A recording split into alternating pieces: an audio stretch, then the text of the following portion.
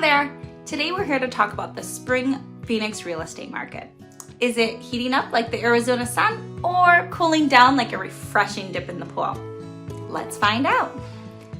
Welcome to my YouTube channel where we're all about Phoenix real estate, local hotspots, and the best events in Arizona. I'm Heidi Littleton, realtor with My Home Group Real Estate, serving the Metro Phoenix area. All right, my data-loving friends, let's jump right into the nitty-gritty of the current Phoenix real estate market and answer that burning question. Is the market going to crash? I know you've seen some crazy headlines. We all know that headlines often do more to terrify than to clarify. So, buyers and sellers, here's the real scoop. And remember, it is all about the data. So, is the housing market going to crash? No, the Phoenix real estate market is heating up. Now, I'm not talking about 2021, 2022 frenzy, but we are seeing an uptick in prices and an increase in competition. So, why is that? It really comes down to our historically low supply.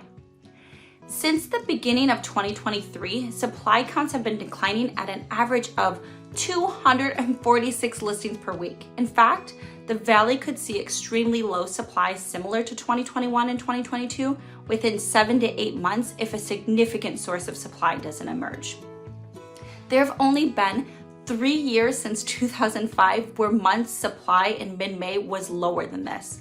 Those were 2012, 2021, and 2022. With only 1.6 months of supply, some buyers are having to compete with each other despite the weak demand. This is especially true of those trying to buy in the well-established and the more central areas. But what about new construction and foreclosures? That will surely help our supply, right? I hate to say it, nope. Let's talk foreclosures. If you've been waiting for those to come, you're gonna be waiting a while. We had just 29 completed foreclosures in April. Y'all, they're not coming. Hate to say it. And new builds, while permits for single-family homes dropped by 74% over the last half of 2022, they have now doubled since December. Woohoo, right? Let's talk about context. The build time for a new home is estimated at about 1 year. So as the builders move through their permits and inventory from the first part of last year, there are fewer permits from the latter half to significantly boost new supply for sale going forward this year. Okay, so a low supply for sure means skyrocketing prices, correct? While prices are rising and recovering from the 2022 decline, they're not spiking right now. This is good news. The appreciation rate since December is considerably more modest than what we saw in the market from 2020 to 2022.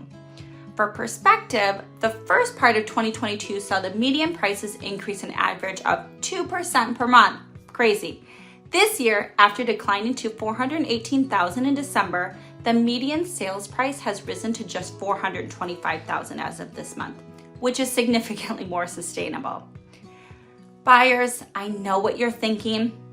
Is this a market where sellers hold all the cards, leaving you feeling as lonely as a cactus in the desert? Well, not exactly. Sure, there can be competition in certain areas and price points, but don't lose hope. There are still amazing deals to be found.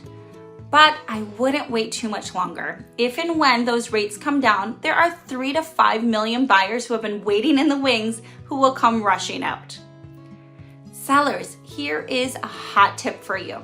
If your home is under $600,000, you will want to keep an open mind about FHA buyers.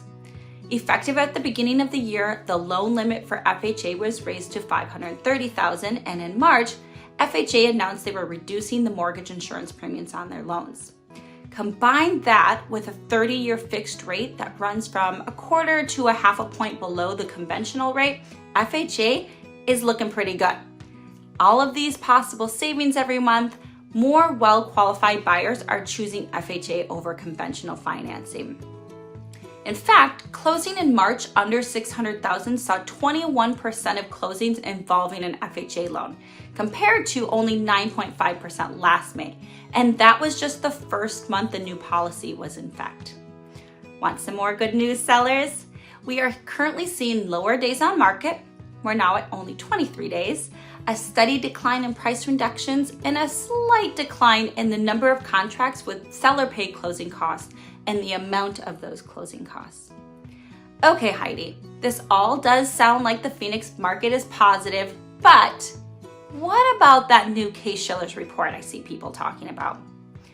The new report covers home sales during the period of December 2022 to February 2023. This means that the typical home sale closed in mid-January.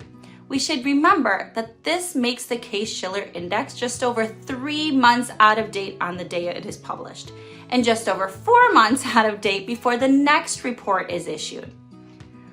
All that to say, the Case-Shiller Index can only tell you about the distant past, not what the market is doing today. It is close to useless for measuring the present situation in the market and completely useless for forecasting purposes. Because it is widely reported and followed, these facts are unfortunately often forgotten. Now, I may not have a crystal ball, but I've got a wealth of knowledge and a relentless drive to help you achieve your real estate goals.